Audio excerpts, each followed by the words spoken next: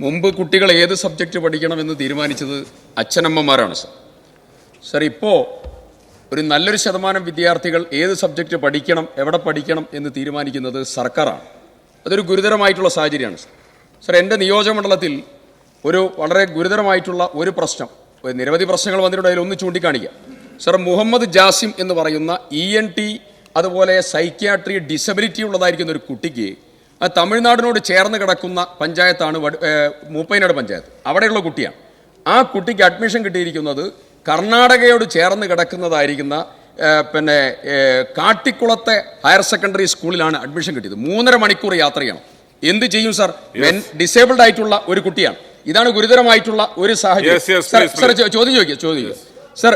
ഇഷ്ട വിഷയങ്ങൾ ലഭിക്കാൻ A+ കിട്ടിയതായിരിക്കുന്ന കുട്ടികൾക്ക് വരെ ഇഷ്ട സബ്ജക്റ്റ് കിട്ടാത്തതായിട്ടുള്ള ഗുരുതരമായ സാഹചര്യം. സർ, ഫുൾ A+ കിട്ടിയതായിരിക്കുന്ന കുട്ടികൾ, സർ എന്റെ ചോദ്യം ചോദിക്കുക, ഫുൾ A+ കിട്ടിയതായിരിക്കുന്ന കുട്ടികൾക്ക് വരെ കിട്ടാത്ത സാഹചര്യം. സർ, എന്റെ ചോദ്യം, സർ, ഈ സീറ്റ് പ്രശ്നം ഒരു വർഷം പുതുതായി വരുന്നതല്ല, തുടർച്ചയായി എല്ലാ വർഷവും വരികയാണ്. എത്ര കുട്ടികൾ SSLC എഴുതുന്നു എന്നുള്ളത് സർക്കാരിന് മുമ്പിൽ കണക്കുണ്ട്. സർ, ഈ കുട്ടികൾക്ക് ഹയർ സെക്കൻഡറിക്ക് പഠിക്കാൻ ആവശ്യമായിട്ടുള്ള പശ്ചാത്തലം ഒരുക്കാൻ മുൻകൂട്ടിയുള്ള നടപടി സ്വീകരിക്കാതെ റിസൾട്ടിന് ശേഷം പ്രവണത അവസാനിപ്പിച്ച് മുൻകൂട്ടിയുള്ള നടപടികൾക്ക് സർക്കാർ നേതൃത്വം കൊടുക്കൂ. ചോദ്യം ആർക്കും തിരിഞ്ഞില്ല. നമുക്ക് വേണ്ട അങ്ങ് പറഞ്ഞത് ബഹുമാനപ്പെട്ട സ്പീക്കർക്ക് മുഴുവൻ മനസ്സിലായില്ലെങ്കിൽ എനിക്ക് മനസ്സിലായിട്ടുണ്ട്. ഒരു കുഴപ്പമുണ്ട്.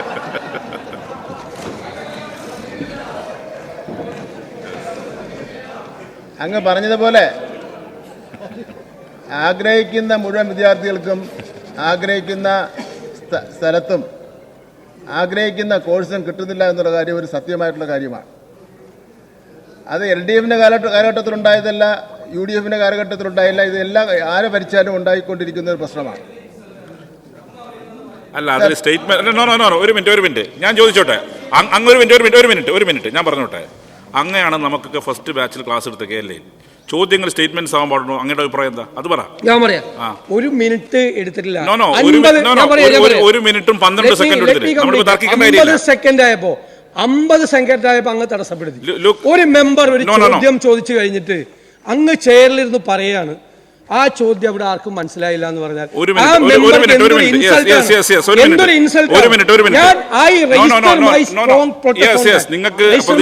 നിങ്ങൾക്ക് പ്രതിഷേധിക്കാൻ അവകാശം മെമ്പർക്ക് ജനപ്രതിനിധിയായിട്ട് വരുന്ന ചോദ്യോത്തരം ടു ദ പോയിന്റ് ആയിരിക്കണം. അല്ലാതെ 1.5 മിനിറ്റും 1.25 മണിക്കൂറും ചോദിക്കുന്നത് ശരിയല്ല. അതാണ് എന്റെ അഭിപ്രായം. പ്രതിപക്ഷ അംഗങ്ങളോടല്ല, അവരോടും പറയാറുണ്ട്. 2 പക്ഷത്തോടും അഭിപ്രായം പറയാറുണ്ട്. പ്രതിപക്ഷത്തോടും ഭരണപക്ഷത്തോടും ഒരുപോലെ പറയാറുണ്ട്. യെസ്, ഉത്തരം പറയൂ. ബഹുമാനോട് മിനിസ്റ്റർ, അങ്ങ് ഉത്തരം പറയൂ.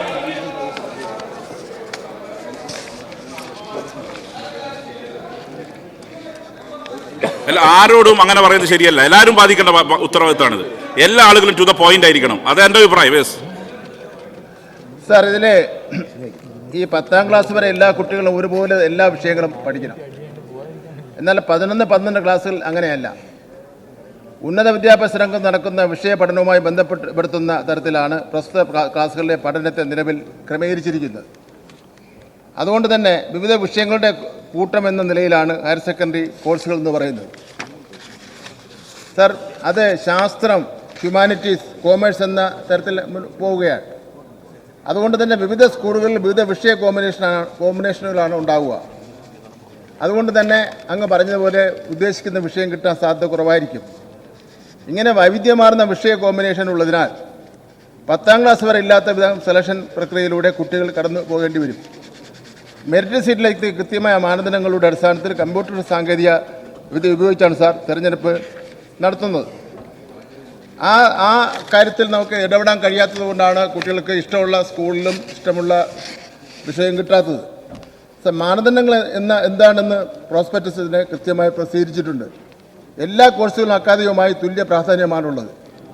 ഏതെങ്കിലും ചില കോഴ്സുകളിലേക്ക് മാത്രം കാര്യങ്ങളെ പരിമിതപ്പെടുത്തുന്നത് ഒരു രാജ്യത്തിൻ്റെ വിവിധങ്ങളായ വികസന ആവശ്യങ്ങളുമായി പൊരുത്തപ്പെട്ട് പോകുന്നില്ല.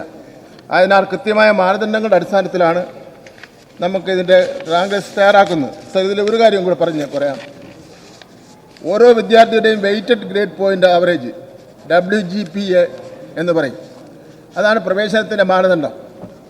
വിദ്യാർത്ഥിക്ക് SLCക്ക് പഠിച്ച സ്കൂളിൽ തന്നെ പ്രവേശനം ലഭിക്കുന്നതിനായി പഠിച്ച സ്കൂളിന് 2 ബോണസ് പോയിന്റ്, താമസിക്കുന്ന ലോക്കൽ ബോഡിയിൽ തന്നെയുള്ള സ്കൂളിൽ പ്രവേശനം ഉറപ്പാക്കുന്നതിനായി താമസിക്കുന്ന ലോക്കൽ ബോഡിയിലെ സ്കൂളിന് 2 ബോണസ് പോയിന്റ്.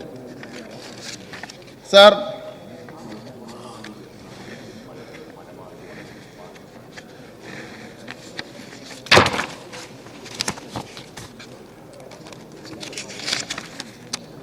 താലൂക്കിൽ 1 ബോണസ് പോയിന്റ് എന്ന തരത്തിൽ ബോണസ് മാർക്കുകൾ WGPA കണക്കാക്കുന്നതിൽ പരിഗണിക്കുന്നുണ്ട്. അക്കാദമിക മികവിന് കിട്ടുന്ന ഗ്രേഡുകൾക്ക് മുൻതൂക്കം ലഭിക്കുന്ന തരത്തിലാണ് WGPA കണക്കാക്കുന്നത്. WGPA തുല്യമാകുന്ന പക്ഷം ഗ്രേസ് മാർക്ക് ലഭിക്കാത്ത വിദ്യാർത്ഥിയെ റാങ്കിൽ ആദ്യം പരിഗണിക്കുകയും ചെയ്യുന്നുണ്ട്. സാർ, ഈ നടപടിക്രമങ്ങളെല്ലാം പൂർത്തീകരിച്ചിട്ടാണ് സാർ റാങ്ക് ലിസ്റ്റ് വരുന്നത്. ആ അവസരത്തിൽ 0.5%, 1%ൻ്റെയും വ്യത്യാസം വന്നു കഴിഞ്ഞാൽ ചിലപ്പോൾ മാർക്കിനേക്കാൾ കൂടുതൽ ഈ ലോക്കൽ പരിഗണനയിൽ വെച്ച് ആ കുട്ടിക്ക് അതാ സ്ഥലത്ത് നിന്ന് അഡ്മിഷൻ കിട്ടുന്ന വിഷയം വരും. ഇന്നിപ്പോൾ പുതിയൊരു കാര്യം ഉയർന്നു വന്നിട്ടുണ്ട്, പത്രമാധ്യമങ്ങളൊക്കെ വന്നിട്ടുണ്ട്. മാർക്കിൻ്റെ അടിസ്ഥാനത്തിൽ എന്തുകൊണ്ട് നമുക്ക് അലോട്ട്മെൻറ്റ് നടത്തിക്കൂടാ എന്നുള്ള വിവരം. അതെല്ലാം നമുക്ക് പൊതുവിൽ നമുക്ക് ചർച്ച ചെയ്യേണ്ട കാര്യമാണ്. മാർക്കിൻ്റെ അടിസ്ഥാനത്തിൽ മാത്രം നമ്മൾ കാര്യങ്ങൾ തീരുമാനിച്ചാൽ ദൂരവ്യാപകമായ പ്രത്യാഘാതങ്ങൾ ഉണ്ടാകുന്നതാണ്. അപ്പോൾ അതുകൊണ്ട് ആ കാര്യങ്ങളൊക്കെ നമുക്ക് കൂട്ടായി ആലോചിച്ച് കാര്യങ്ങൾ ചെയ്യേണ്ട കാര്യമാണെന്ന് ഞാൻ സൂചിപ്പിക്കുകയാണ്. സർ, ഓരോ വിദ്യാർത്ഥിക്കും അവരുടെ ഓപ്ഷൻ അടിസ്ഥാനത്തിലാണ് സ്കൂൾ ലഭിക്കുന്നത്. ഭിന്നശേഷിക്കാരായ കുട്ടികൾക്ക് പ്രത്യേക പരിഗണന നൽകി വീട്ടിനടുത്ത് പഠിക്കുന്നതിന് അവസരം ലഭിക്കുന്നുണ്ട്. ഇപ്പോൾ അങ്ങ് പറഞ്ഞ ഭിന്നശേഷിക്കാരന് എന്തെങ്കിലും അസൗകര്യം ഉണ്ടെങ്കിൽ അത് അങ്ങ് ഒരു പെറ്റീഷൻ വാങ്ങി തരുക, നമുക്ക് എന്ത് ചെയ്യാൻ കഴിയുമെന്ന് സംബന്ധിച്ചാൽ പരിശോധിക്കാം.